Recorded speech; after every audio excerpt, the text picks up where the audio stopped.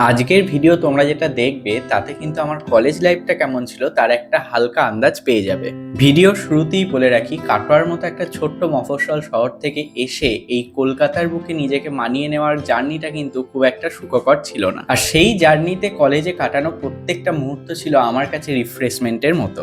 তখনও সোশ্যাল মিডিয়ার এতটাও বাড়বাড়ন্ত ছিল না, ওয়াইফাই ঘরে ঘরে তখনও থাবা বসাতে পারেনি, তাই তখন এন্টারটেনমেন্ট বলতে ছিল কলেজের ক্লাস বাঙ্ক করে বন্ধুদের সাথে এদিক ওদিক ঘোরা আর এটা সেটা খাওয়া আর জমিয়ে আড্ডা মারা। হ্যাঁ, কেউ স্বাদ দিক আর না দিক, আমি আর সপ্তর্ষি দুজন মিলে পকেট মানি বাঁচিয়ে কলকাতার বুকের প্রায় প্রত্যেকটা রেস্টুরেন্টে গিয়ে গিয়ে খাবারের এক্সপিরিয়েন্স নিতাম। তখন আমাদের কাছে সময় ছিল অনেক বেশি আর সাধ্য ছিল অনেক কম, কিন্তু আজকের দিনে সে ব্যাপারটা ঘটে গেছে একদম উল্টো। এখন আমাদের যত সামান্য সাধ্য থাকলেও সময়ের কিন্তু বড়ই অভাব। আর জানো তো, সপ্তর্ষি কিন্তু খুব মিশুকে ছেলে আর ততটাই ইন্ট্রোভার্ট আমি, কিন্তু তারপরেও আমাদের দুজনের মধ্যে এতটা স্ট্রং বন্ডিং কিভাবে হয়ে গেছে সেই ব্যাপারটা কিন্তু আমাদের দুজনকেই অবাক করে। যাই হোক, আজকে বহুদিন বাদে অনেকটা সময় নিয়ে দুজন মিলে বেরিয়ে পড়েছিলাম এদিক ওদিক ঘুরতে আর এটা সেটা খেতে। তাই এই গরমের মধ্যেও উদ্দেশ্যহীনভাবে সাউথ কলকাতার গলি ধরে এদিক ওদিক ঘুরলাম, তারপর কিছুটা সময় লেক মলে কাটালাম আর তারপর আমরা ফাইনালি চলে গেলাম বাচ্চান্স ধাবাতে। সেখানে আমরা আজকে অর্ডার দিয়েছিলাম গ্রিন স্যালাড, একটা লস্যি, একটা কোক,